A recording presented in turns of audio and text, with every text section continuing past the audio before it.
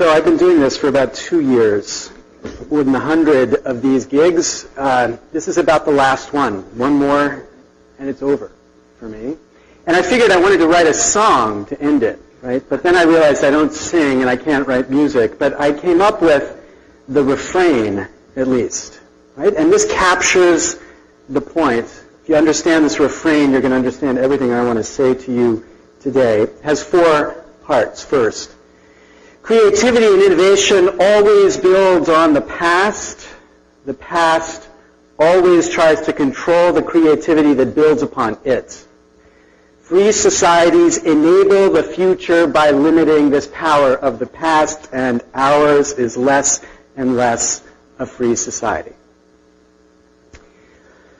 1774, free culture was born. In a case called Donaldson v. Beckett in the House of Lords in England, free culture was made because copyright was stopped. In 1710, the Statute of Anne had said that copyright should be for a limited term, just 14 years, but in the 1740s, when Scottish publishers started reprinting classics, you got to love the Scots, the London publishers said, stop. They said, copyright is forever. Sonny Bono said copyright should be forever minus a day, but the London publishers said copyright is forever. These publishers, people who Milton referred to as old patentees and monopolizers in the trade of book selling, men who do not labor in an honest profession, except Tim here, to learning is indebted. These publishers demanded a common law copyright that would be forever. In 1769, in a case called Miller v. Taylor, they won their claim, but just 5 years later in Donaldson, Miller was reversed, and for the first time in history, the works of Shakespeare were freed. Freed from the control of a monopoly publishers. Freed culture was the result of that case. Remember the refrain. I would sing it, but you wouldn't want me to. Okay. Well, by the end, we'll see. That free culture was carried to America. That was our birth, 1790. We established a regime that left creativity unregulated. Now, it was unregulated because copyright law only covered, quote, printing. Copyright law did not control derivative work.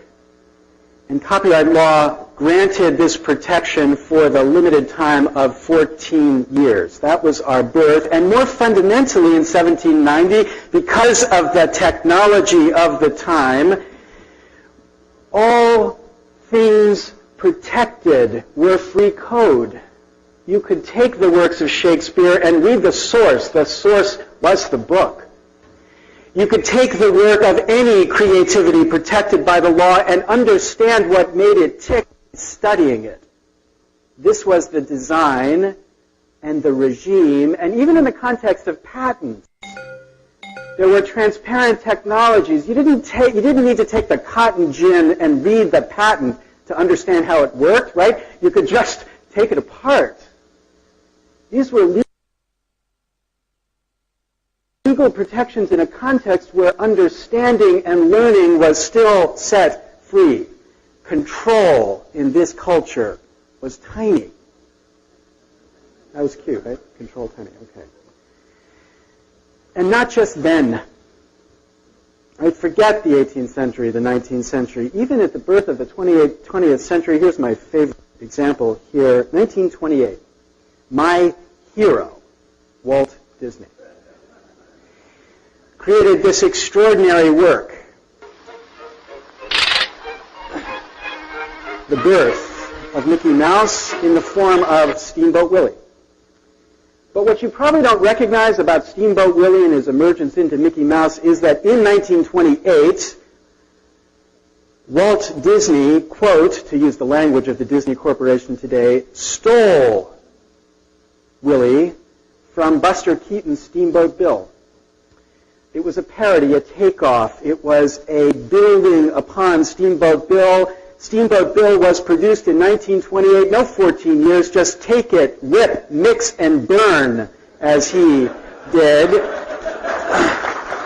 to produce the Disney Empire. This was his character. Walt always parroted feature-length Main Street films to produce the Disney Empire, and we see the product of this. This is the Disney Corporation taking works in the public domain and not even in the public domain and turning it into vastly greater new creativity. They took the works of this guy, these guys, the Brothers Grimm, who you think are probably great authors on their own. They produce these horrible stories, these fairy tales, which anybody should keep their children far from because they're utterly bloody and moralistic stories which are not the sort of thing that children should see, but they were retold for us by the Disney Corporation. Now, the Disney Corporation could do this because that culture lived in a commons. An intellectual commons, a cultural commons where people could freely take and build. It was a lawyer-free zone. It was culture which you didn't need the permission of someone else to take and build upon. That was the character of creativity at the birth of the last century. It was built on a constitutional requirement that protection be for limited times, and it was originally limited. 14 years if the author lived 28, then in 1831 it went to 42, then in 1909 it went to 56, and then, magically, starting in 1962, look, no hands, the term expands. 11 times in the last 40 years it has been extended for existing works, not just for new works that are going to be created, but existing works. The most recent is the Sonny Bono Copyright Term Extension Act. Those of us who love it know it as the Mickey Mouse Protection Act, which, of course, every time Mickey's about to pass in the public domain, copyright terms are extended, and the meaning of this pattern is absolutely clear to those who pay to produce it. The meaning is, no one can do to the Disney Corporation what Walt Disney did to the Brothers Grimm. That though we had a culture where people could take and build upon what went before, that's over. There is no such thing as the public domain in the minds of those who have produced these 11 extensions in the last 40 years, because now culture is owned. Okay, sorry. Remember the refrain. We always build on the past. The past always tries to stop us. Freedom is about stopping the past, but we have lost that ideal.